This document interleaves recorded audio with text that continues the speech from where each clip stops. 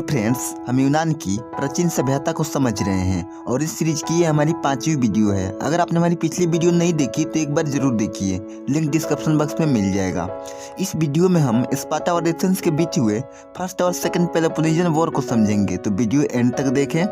शुरू करते हैं। 480 ईसा पूर्व से ही पारसियों और यूनानियों में सेकंड ग्रीको पर्सियन वॉर आरंभ हो गया था। इसी जंग के दौरान 479 ईसा पूर्व में हुए बैटल ऑफ प्लेटिया में यूनानी सेना का नेतृत्व स्पार्टा वार जनरल पेनेसियस ने किया, जिन्होंने फारसियों को बुरी तरह से पराजित कर उनसे एजियन सी वाले राज्यों को खाली करवा लिया। इस तरह यूनानी सेना फारसियों को यूनान से काफी दूर तक पीछे धकेलने में सफल हुई। अपनी इस जीत से पेनेसियस को अपने आप पर काफी ज्यादा गर्व होने लगा। वो समझने लगा कि उसके बिना यूनानी सेना पर्सियन के आगे कुछ भी नहीं है, और वो इसी वक्त से बंदी बनाए गए पारसियों को आजाद करना शुरू कर दिया। इस तरह वो पर्सियन के नजर में हीरो बन गया। इसी बीच वो पर्सियन किंग जरक्सिस से मिला और गुप्त रूप से उससे एक संधि कर लिया। संधि के मुताबिक पेनेसियस को जरक्सिस की सहायता से पूरे यूनान का शासक बनना था, मगर बहुत जल्द ही ये बात यूनानी लोगों को पता चल गई और उन्होंने इसे देशद्रोही कहकर हमेशा के लिए कैद करवा दिया। क्योंकि पेनेसियस स्पार्टन था, जिस कारण स्पार्टन सेना से यूनानियों का भरोसा उठने लगा और इसी वक्त से स्पार्टा के बजाय यूनानी सेना का नेतृत्व एथेंस करने लगा। क्योंकि पूरे यूनानी राज्यों में स्पार्टा के बाद एथेंस को ही सबसे ताकतवर राज्य माना जाता था। पेनेसियस के संधि के मुताबिक एथेंस को ये डर था कि कहीं फारसी सेना फिर से इन पर आक्रमण न कर दे, जिससे बचने के लिए एथेंस ने लगभग 300 छोटे बड़े राज्यों को अपने साथ मिलाकर एक संगठन बनाया, जिसे डिलियन लीग कहा गया। इस डिलियन लीग को चलाने के लिए लीग में शामिल सभी राज्यों को आर्थिक और सैनिक मदद देना अनिवार्य कर दिया गया। अगर कोई अन्य देश इस लीग में शामिल किसी राज्य पे हमला करता है तो ये हमला डिलियन लीग पे माना जाएगा और ये पूरा लीग मिलकर उस देश का मुकाबला करेगा। अगर आपको एग्जाम्पल दूं तो बिल्कुल आज के नाटो जैसा था। साल में एक बार इस लीग की बैठक होती थी और आगे के कार्यक्रम पे बात विमर्श किया जाता था, मगर समय के साथ साथ इस लीग पे पूरी तरह से एथेंस का कंट्रोल हो गया। एथेंस की जल सेना पहले से ही काफी मजबूत थी, मगर अब डिलियन लीग की सहायता से और मजबूत हो गई। साथ ही एथेंस अपने राज्यों को बचाने के लिए अपने चारों ओर एक बड़ी सी दीवार खड़ा कर दी, ताकि कोई और सेना इस दीवार के अंदर ना आ सके। जब कुछ राज्यों ने इसका विरोध किया तो एथेनियन लीडर थेमेस्टिक्लिस ने बताया कि ये फारसियों के लिए है। देखते ही देखते एथेंस अपने आप को काफी बिल्ड कर लिया और अब वो अपनी सैन्य ताकत से कुछ छोटे छोटे राज्यों पे अपना अधिकार करने लगा। एक तरह से ये डिलियन लीग ना होकर एथेनियन एम्पायर बन चुका था। जब कोई भी राज्य इस डिलियन लीग से बाहर निकलने की मांग करता, तुरंत एथेंस उसे इन्वेड कर अपने कंट्रोल में ले लेता। इस डर से कुछ राज्यों ने तो एथेंस के खिलाफ बोलना ही बंद कर दिया। इस वक्त तक एजियन सी वाले सभी राज्यों पे एथेंस का ही कब्जा था। दूसरी तरफ स्पार्टा एथेंस की इन सभी हरकतों को गौर से देख रहा था, क्योंकि स्पार्टा भी एक संगठन चला रहा था जिसका नाम था द पेलोपोनेशियन लीग। इसी बीच एथेंस ने कोरिंथ के आधिकारिक राज्यों पे दबाव बढ़ाना आरंभ कर दिया। कोरिंथ अपने बचाव के लिए स्पार्टा से मदद मांगा, क्योंकि कोरिंथ भी पेलोपोनेशियन लीग का मेंबर था और यहीं से यानी 460 ईसा पूर्व से ही एथेंस और स्पार्टा में फर्स्ट पेलोपोनेशियन युद्ध शुरू हो गया, जो 446 ईसा पूर्व तक चलता रहा। 446 ईसा पूर्व में ही इन दोनों में एक संधि हुई, जिसके तहत इन दोनों राज्यों को एक दूसरे से युद्ध करने पर पूरी तरह से पाबंदी लगा दी गई। इसके बाद एथेंस अगले 14 वर्षों में अपने आप को आर्थिक, राजनीतिक और सैनिक मामलों में काफी मजबूत बना लिया और इस वक्त तक एथेंस की सत्ता पर बैठा था पेरिक्लिस, जो एक अच्छा लीडर के साथ साथ वीर योद्धा और चतुर सेनापति भी था।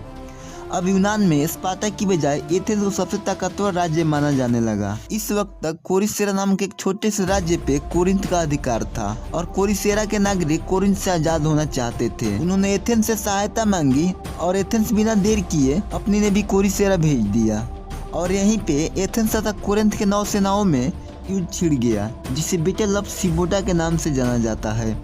इस युद्ध से कोई निर्णायक फैसला नहीं निकला, जिस कारण फिर इन दोनों में एक और बैटल हुआ, जिसे बैटल ऑफ पोटेडिया के नाम से जाना गया। इस युद्ध में कोरिंथ हार तो गया, मगर यहीं से उसने एक भयानक युद्ध की नींव रख दी, जो अगले 27 वर्षों तक चलने वाली थी, जिसे पेलोपोनेशियन युद्ध कहा जाता है। कुछ इतिहासकारों की माने तो यह सेकंड पेलोपोनेशियन युद्ध था। अब दोस्तों, जब बैटल ऑफ पोटेडिया में कोरिंथ की हार हुई तो ये तुरंत स्पार्टा के पास गया और एथेंस से हुई अपनी हार के बदला लेने के लिए उसे उकसाने लगा, क्योंकि कोरिंथ भी पेलोपोनेशियन लीग का मेंबर था। अब जैसा रूल डिलियन लीग की थी वैसा ही रूल पेलोपोनेशियन लीग की भी थी। और इस तरह अब दो ताकतवर लीग एक ही देश में एक दूसरे से युद्ध की घोषणा कर दी। एक तरफ थी पेलोपोनेशियन लीग जिसका नेतृत्व स्पार्टा कर रहा था, तो दूसरी तरफ थी डिलियन लीग जिसका नेतृत्व एथेंस कर रहा था। 431 ईसा पूर्व के गर्मियों में स्पार्टा किंग आर्किडेमियस अपनी सेना लेकर एथेंस पे चढ़ाई कर दिए, परंतु ये सुनकर एथेनियन लीडर पेरिक्लिस बिल्कुल भी विचलित नहीं हुए, क्योंकि वो जानते थे कि स्पार्टन सेना एथेंस जो काफी बड़ी दीवार खड़ा किया है उसके अंदर आ नहीं सकती और न ही वो बाहर बैठकर इंतजार कर सकती है। और तो और स्पार्टन के पास उतनी पावरफुल नेवी भी नहीं है जो एथेनियन नेवी की मुकाबला कर सके। मगर फाइनली स्पार्टा सेना आई और एथेनियन दीवार को घेराबंदी कर बैठ गई। इस घेराबंदी को सीज ऑफ पोटेडिया कहा गया। इधर एथेंस अपनी सप्लाई नेवी से करता रहा, मगर इसी बीच एथेंस के अंदर एक प्लेग फैल गया और अब इस प्लेग से एथेनियन लोगों की मुश्किलें काफी ज्यादा बढ़ गई, क्योंकि बाहर वो सेना खड़ी थी जिसे कभी हराया नहीं जा सकता और अंदर वो बीमारी फैली थी जिसे रोका नहीं गया तो सबको मार डालेगी। मगर जब इस संक्रमण के बारे में स्पार्टन को पता चली तो वो वापस लौट गए, मगर इस प्लेग से लगभग 30,000 एथेनियन लोगों को अपनी जान गंवानी पड़ी। इसके 1 साल बाद इसी बीमारी से एथेनियन लीडर पेरिक्लिस भी मारा गया। अब एथेनियन लोग लीडरहीन हो गए और उनकी मुश्किलें और बढ़ गई। इसके बाद 2 वार जनरलों डेमोस्थेनीज और क्लीवन के नेतृत्व में एथेंस और स्पार्टा के बीच युद्ध जारी रहा, मगर एथेंस के लिए अच्छी बात ये रही कि अधिकतर बैटलों में एथेंस की ही जीत होती रही। इन बैटलों के दौरान एथेंस और स्पार्टा के काफी सैनिक एक दूसरे के यहाँ बंदी बना दिए गए। इसी बीच 422 ईसा पूर्व में स्पार्टा वार जनरल ब्रिसाइडस ने एम्फीपोलिस पे चढ़ाई कर दी, जहां एथेंस और स्पार्टा में बैटल ऑफ एम्फीपोलिस की लड़ाई लड़ी गई। इस युद्ध में एथेनियन सेनापति क्लियोन और स्पार्टा जनरल ब्रिसाइडस ये दोनों मारे गए। एक तरह से देखा जाए तो अब दोनों लीग की सेनाएं लड़ते लड़ते थक चुकी थी। अब युद्ध को विराम देना काफी जरूरी था और ऐसा ही हुआ। 421 ईसा पूर्व में निसियस नामक एक एथेनियन लीडर ने स्पार्टा से एक संधि कर ली जिसे पीस ऑफ निसियस कहा गया। इस संधि के तहत इन्हें अगले 50 वर्षों तक एक दूसरे से युद्ध नहीं करना था। बट फिर स्थिति बदली 415 ईसा पूर्व में, क्योंकि एथेंस में एक नया यंग लीडर उभर कर आया जिसका नाम था एल्किबियाडिस। इसने फिर से जंग शुरू करने के लिए अपने लोगों को कन्वेंस कर लिया और सिसिली में साराकुस नामक स्थान पर अटैक करने के लिए सेना लेकर चल पड़ा। जब एथेनियन सेना साराकुस पहुंची तभी एल्किबियाडिस वहां से भाग निकला। इस तरह एथेनियन लोग लीडरहीन हो गए। अब निसियस, जो इंसान इस जंग के खिलाफ था, युद्ध नहीं करना चाहता था, उसे ही सेना का लीडर बना दिया गया। जब जंग शुरू हुआ तो एक अंधविश्वास के कारण एथेनियन सेना काफी बुरी तरह से हारी। इसके बाद अगले 4 वर्षों तक एथेंस में कोई ऐसा लीडर नहीं हुआ जो युद्ध को समर्थन करता था।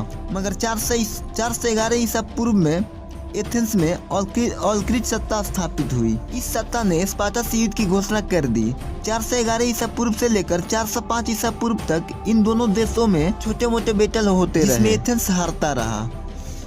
फाइनली 404 ईसा पूर्व में स्पार्टन नौसैनिक वार जनरल लाइसेंडर ने बैटल ऑफ अर्गाइनेसी में एथेनियन नेवी पे हमला कर उसे पूरी तरह से नष्ट कर दिया और यहीं पे एथेनियन सेना स्पार्टा के आगे सरेंडर कर दी। इस तरह कई दशकों से चली आ रही पेलोपोनेशियन युद्ध पूरी तरह से समाप्त हो गया। इस बैटल ऑफ अर्गाइनेसी को अमेरिकन हिस्टोरियन डेब्रा हैमिल ने इस बुक में काफी विस्तार से बताया है, जिससे आपको एक बार जरूर पढ़ना चाहिए। इसके बाद एथेंस की दीवारें तोड़ दी गई और अब स्पार्टा अपने समर्थन से एथेंस में 30 टायरेंट्स तनाशाहों की शासन स्थापित किया, जिसे हम नेक्स्ट चैप्टर में समझेंगे। वीडियो को लाइक करें, चैनल को सब्सक्राइब करें और शेयर जरूर करें।